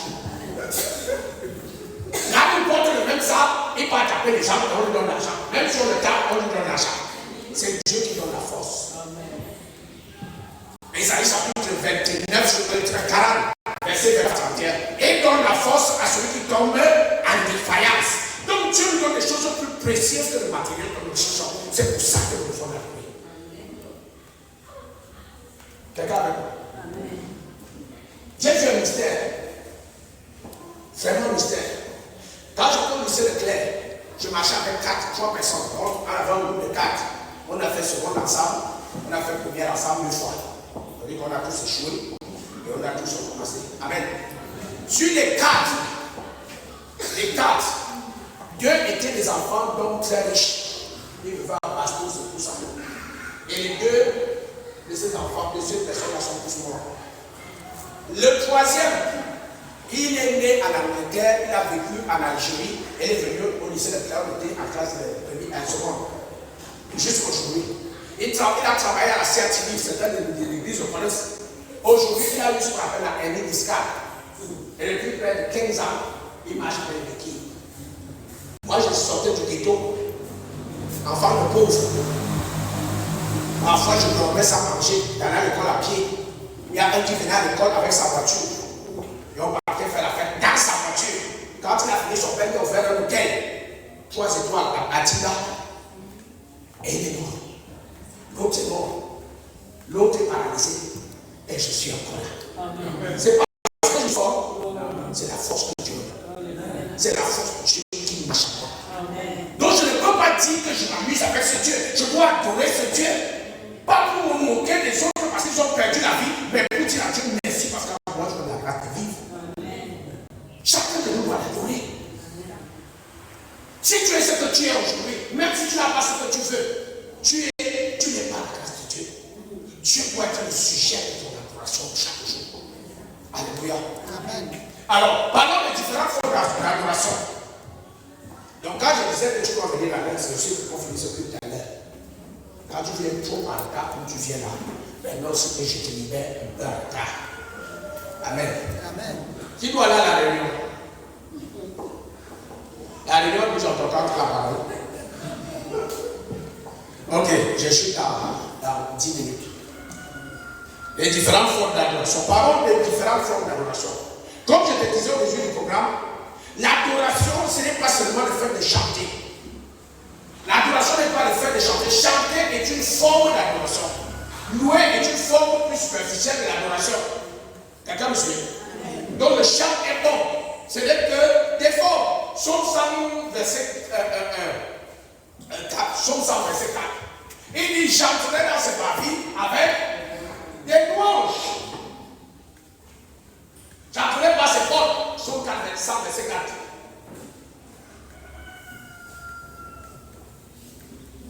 Entrez dans ses portes avec des louanges, dans ses parvis avec des cantiques. Célébrez et bénissez son nom. Donc c'est une forme d'adoration. Quand nous chantons pour Dieu, c'est une forme d'adoration. Elle est très belle. Sauf que l'adoration ne s'arrête pas à ce niveau. Quand on lit Psaume 31, verset 1, il dit, je bénirai l'Éternel en tout temps. Bénis l'Éternel, celui loué, c'est l'adorer. Amen. Alléluia. Ça veut dire quoi? Ça veut dire que par mes paroles aussi, je peux adorer l'Éternel. Je sors du chaque dans la parole. C'est pour ça que je dis, tu vois ici, s'il te plaît, élève ta voix et commence à reconnaître sa grandeur. Je veux que tu parles, que tu déclares, Seigneur, tu es grand, Seigneur, tu es puissant, Seigneur, tu es élevé, Seigneur, tu es mon créateur, je t'adore. Quelqu'un avec moi. C'est une forme d'adoration. Et je voudrais mentionner qu'il y a une forme d'adoration qui peut permettre. Il y a certains résultats qui peuvent s'en suivre à partir de certaines formes d'adoration, comme la louange et l'adoration. Tu lis dans le livre de Actes des Apôtres, chapitre 16, vers le verset de la 25, la Bible dit, au milieu de la nuit, Paul et Silas se mirent à chanter des louanges à l'Éternel. Et pendant qu'ils étaient en train d'adorer, de chanter des louanges, qu'est-ce qui s'est passé? Les chaînes se sont brisées à leurs pieds. Quand tu es en train d'adorer l'Éternel, tu es en train de provoquer ta délivrance. Dieu ne peut pas permettre que quelqu'un qui lui donne son adoration, celui qui lui donne sa louange, soit enchaîné. Tu ne peux pas dire que Dieu est bon et tu restes enchaîné de là.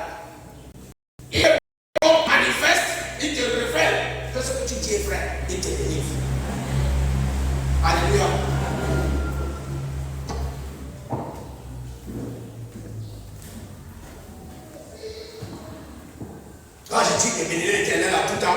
Je suis en train de prier. De prier. Prier sans cesse.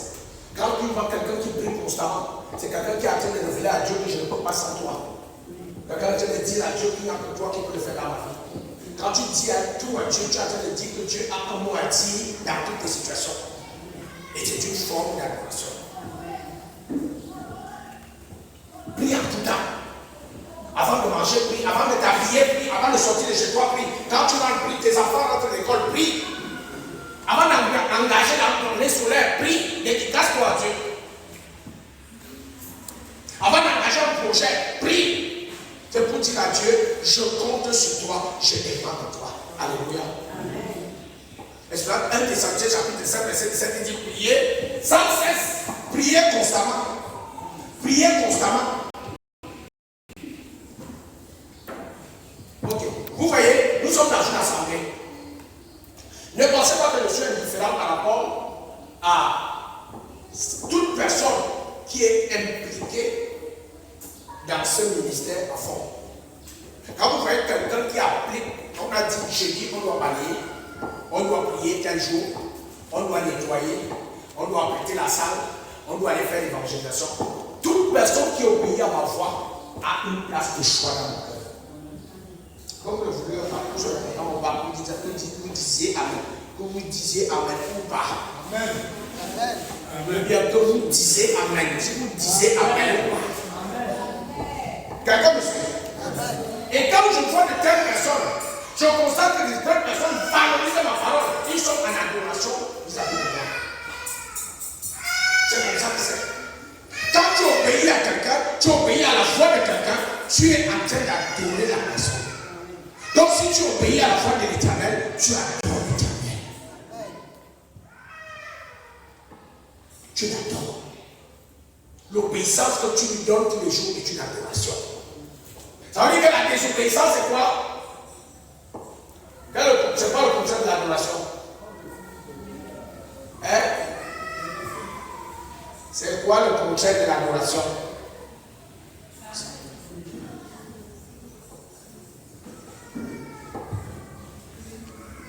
C'est le mépris simplement. Le concept de l'adoration, c'est le mépris.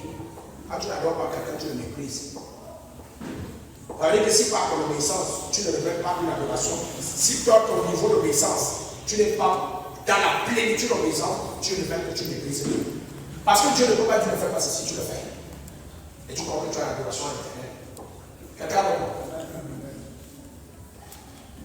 Notre obéissance est une forme d'adoration à l'Éternel. 1 Samuel chapitre 15, verset 22. Et dit l'Éternel ne prend pas plaisir aux holocaustes ou aux sacrifices, mais il prend plaisir à l'obéissance. Et l'obéissance est meilleure que les sacrifices. Ce que nous savons faire, c'est sacrifier. Il y a des gens qui ont dit que je vais aller à la réunion. Donc ils sont assis là maintenant, pas par obéissance, mais par sacrifice. Et Dieu dit qu'il ne prend pas plaisir au sacrifice. Qui va aller à la réunion? Alléluia.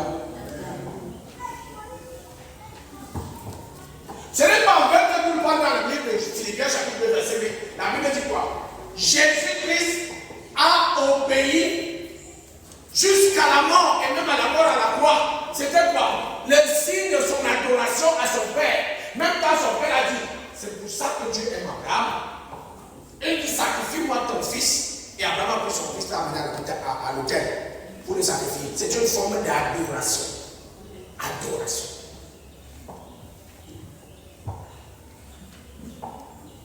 Regardez moi.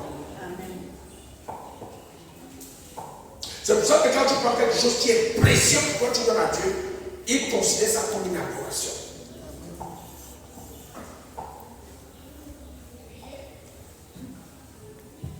Et la dernière forme une autre forme d'adoration, c'est les offrandes que tu donnes à Dieu. Les offrandes. Les offrandes que tu donnes à Dieu sont des adorations. C'est pour ça qu'il faut éviter, je te dis à toute sincérité, je te le donne comme conseil, ne donne pas une offrande qui soit mauvaise à Dieu. Ne donne pas n'importe quoi. Il faut mieux ne pas donner que de donner quelque quelque chose qui n'est pas une offrande. Si je vois un homme comme moi, avec ce que Dieu m'a déjà donné, je prends une flamme, je mets dans un panier, je suis en train de donner quelque chose de très marathon. Quelqu'un me suit? Donne à Dieu ce qui est précieux.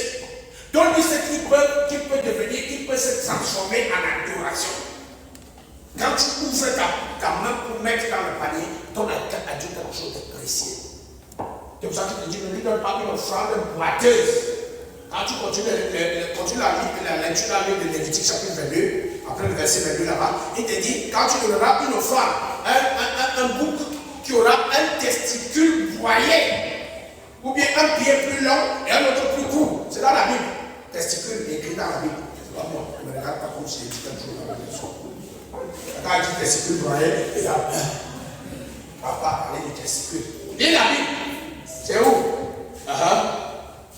Vous n'en offrez pas qu'il soit aveugle, estropié ou multiplié, qui est mutilé, qui est désultaire, la cale ou la dalle. Vous n'en offrez pas sur l'autel. Vous n'en ferez point sur l'autel un sacrifice continué par le feu par l'Éternel. Continuez. Vous n'offrirez pas l'Éternel un animal dont les testicules ont été froissés. C'est pas moi. Froissés dans notre pays. Et dit écrasé, arraché ou coupé. Quoi? Vous ne le ferez pas en sacrifice dans votre pays. Continuez. Continuez. Vous n'accepterez pas de l'étranger aucune de ces victimes pour l'offrir comme aliment de votre Dieu, car elles seront mutilées. Elles sont mutilées, car elles ont des défauts, car elles ne seraient point agréées. On n'a pas dit qu'elles seront rejetées. Elles seront acceptées, mais elles ne seront pas agréées. Vous comprenez bien ce que je suis en train de dire? Et nous sommes en train de parler comme ça de la prospérité. Quand tu veux manifester la prospérité de Dieu, adore l'Éternel. Quand tu adores l'Éternel, apporte-lui des bonnes offrandes. Parce que je dois se limiter à un principe, c'est la dîme. Tout le monde s'évertue, s'arrange à donner la dîme qu'il faut. Dès qu'on te donne ton argent, ton salaire, tu donnes la dîme. Maintenant, les offrandes. Tu apportes des offrandes avec des testicules froissés, écrasés, coupés, arrachés. Alléluia. Une autre forme, l'avant-dernière forme d'adoration, c'est l'adoration par des actions de grâce. Le fait de dire constamment merci à l'Éternel est une forme d'adoration. Après on lui dit merci, quand tu te lèves, tu dis merci. Ne commence pas par dire à Dieu que tu ne m'as pas donné telle chose hier. Commence par dire merci parce que tu m'as donné une source de vie. Avant de penser à cette chose qu'il ne t'a pas donné, tu dis merci pour mon enfant qui sont aussi élevé. Avant de commencer le chamail, tu dis que Seigneur, tu as même permis qu'aujourd'hui encore, que tout le monde soit en santé. Dis-lui merci.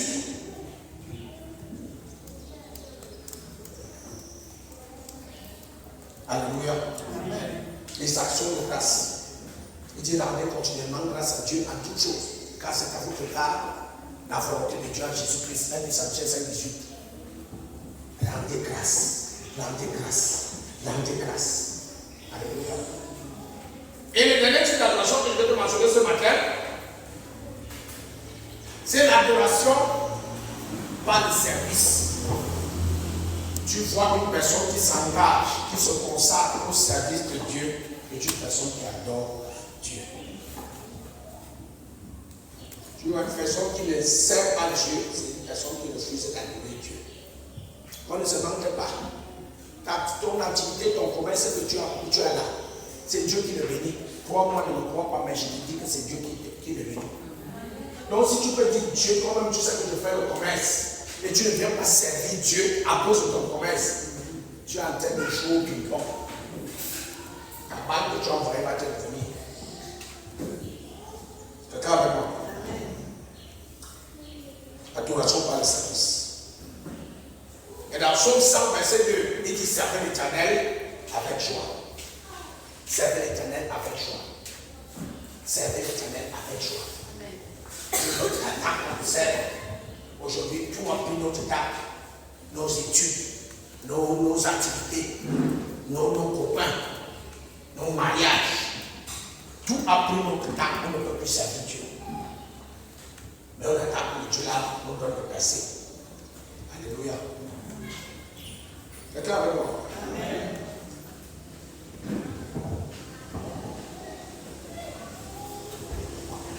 Toute adoration a des caractéristiques.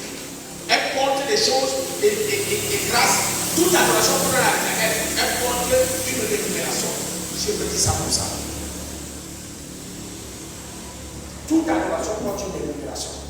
Quand tu adores Dieu, il y a quelque chose que Dieu, un paquet que Dieu prépare pour toi. Quelqu'un avec moi? Je voudrais qu'avant que tu ne te livres à la pratique et l'application des principes de la prospérité, que tu n'oublies pas qu'il y a un Dieu qui est la source de toute prospérité et que ce Dieu, tu as le devoir chaque jour de l'adorer. Chaque jour. Adore l'Éternel chaque jour. Quelqu'un? Le souffle de vie qui me réveille en moi chaque matin, c'est pour entendre me dire, Seigneur, tu es là, tu es bon, tu es merveilleux. Dieu veut te voir te servir. Et c'est lui qui a établi le principe que l'ouvrier mérite son salaire. Tu ne peux pas servir Dieu sur cette terre sans qu'il te donne ton salaire. Et même si tu as servi Dieu pendant 15 ans ou 20 ans, il t'a pas donné le salaire. Rassure-toi, Dieu va te donner ton salaire quand tu le quittes sur cette terre. La Bible dit personne n'aura quitté sa vie, sa famille, sa maison, ses enfants pour servir le Seigneur, pour suivre Jésus et ne pas rémunérer sur cette terre d'abord. Ne pense pas que ton service est vain. Ton service sera payé sur cette terre. Et je pense même que c'est en ce moment que la rémunération de ton service va commencer. La prière, c'est que tu n'oublies pas qu'il y a un Dieu à qui tu donnes ce service et que tu dois l'adorer chaque jour. Que Dieu bénisse sa parole. Amen.